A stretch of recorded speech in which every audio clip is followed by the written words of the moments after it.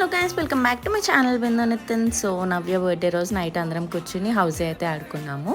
So ఈ vlog అంతా కూడా నవ్య బర్త్డేకి సర్ప్రైజ్ ప్లాన్ చేశారు వాళ్ళ ఆయన. సో అదంతా కూడా చూసేయండి.